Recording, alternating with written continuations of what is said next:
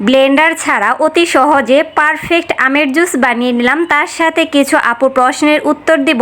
এই নিয়ে থাকছে আজকের ভিডিও। আসসালামু আলাইকুম, আমি হ্যাপি টাঙ্গাইল থেকে বলছি। কেমন আছেন সবাই? আলহামদুলিল্লাহ আমি অনেক ভালো। প্রতিদিনের মতো আরও একটি নতুন ভিডিও নিয়ে চলে আসলাম। আর আজকে আমি আপনাদের সাথে শেয়ার করব আর কি ব্লেন্ডার ছাড়া একদম পারফেক্ট অতি সহজে আমের জুস বানানোর নিয়ম। এই তো আমি এখানে 3টি আম নিয়েছি, আর আমগুলো কিন্তু একদম পাকা, ভালো পাকা থাকতে হবে। আমগুলো আমি হাত দিয়ে এইভাবে চিপে চিপে আমের থেকে রস বের করে নিচ্ছি। ভিডিও শুরুতেই সবাইকে একটি কথা বলছি, যারা যারা ভিডিওটি অবশ্যই একটি লাইক দিয়ে যদি ভিডিওটি ভালো লাগে পুরো ভিডিওর সাথে থাকার চেষ্টা করবেন। তারপরে এই তো একটি ছাকনা নিয়েছি, আর ছাকনার মধ্যে এই তো আমি যে আমের রসগুলো বের করলাম সেগুলো দিয়ে চামিচ দিয়ে নাড়াচাড়া করতেছি। যেহেতু আর কি রসটা একটু ঘন, এই জন্য একটু পানি দিয়ে দিলাম। ব্লেন্ডারে জুস বানানো যেমন সহজ, এটাও কিন্তু তেমন কঠিন না, এটাও কিন্তু অনেক সহজ, অতি সহজেই কিন্তু বানিয়ে ফেলা যায়। এ তো দেখেন আমার রসগুলো কিন্তু বের করা শেষ। অনেকের বাসায় কিন্তু ব্লেন্ডার নেই, কিন্তু মাঝে মাঝে বাচ্চারা আবদার করে যে আমি জুস খাবে। অনেকে ভাবে ব্লেন্ডার নেই, ব্লেন্ডার ছাড়া কিভাবে আমের জুস বানিয়ে নেব।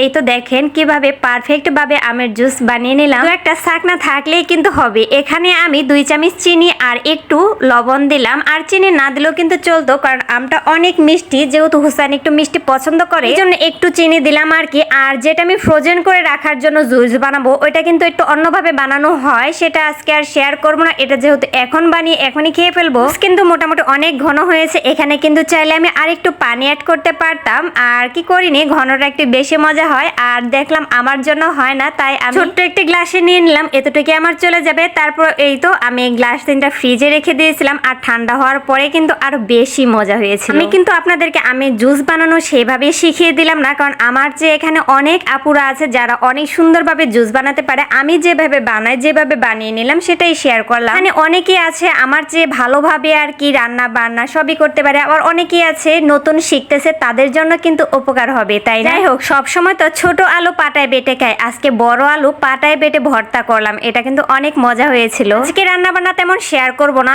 একটি আপু প্রশ্ন করেছিল আমাকে, আমার পেজের ইস্যু কিভাবে চলে গেছে। আমি এই ইস্যু দূর করার জন্য অনেক কিছু করেছি। আমি এই ইস্যু দূর করার জন্য আমার পেজ থেকে 300-র উপরে ভিডিও ডিলিট করেছি। একটি ভাই আমাকে বলেছিল প্রতিনিয়ত লাইভ করেন, লাইভ করলে ইস্যুটা চলে যাবে। আমি কিন্তু অনেক লাইভ করেছি, প্রতিদিন লাইভ করেছি, 1টা 2টা। যে যত লাইভ করতে পারবে তার পেজটা কিন্তু ততটাই ভালো থাকবে। অনেকে কিন্তু লাইভটা পছন্দ করে না বা লাইভ করতে চায় না, তারা কিভাবে আর কি ইস্যুটা রিমুভ করবে। তাদের একটি কথা হলো, যে ভিডিওতে ইস্যু এসেছে সেই ভিডিও যতক্ষণ পর্যন্ত আপনার পেজ থেকে ডিলিট না করবেন ততক্ষণ পর্যন্ত আপনার পেজ থেকে ইস্যু কিন্তু কোনো দিনই যাবে না। তাই আপনাকে খুঁজে খুঁজে আগে বের করতে হবে কোন ভিডিওতে ইস্যু এসেছে। সেই ভিডিওটা যদি আপনি ডিলিট করতে পারেন তাহলে একাই আপনার ইস্যু চলে যাবে। সেটা 1 মাস, 2 মাস, 3 মাস, 4 মাস বা 6-7 মাসও লেগে যেতে পারে। কিন্তু আমি বুঝতে পারতেছিলাম না আমার কোন ভিডিওতে সমস্যা হয়েছে, এজন্য 300-র উপরে ভিডিও আমি ডিলিট করেছি, আর প্রতিদিন লাইভ করেছি। আলহামদুলিল্লাহ 5 মাস পরে আমার ইস্যু চলে গেছে। মাঝে মাঝে ফেসবুক ছোট্ট যে কোনো ভুলের কারণে কিন্তু ইস্যু ধরিয়ে দেয়, তাই সাবধান। আল্লাহ হাফেজ।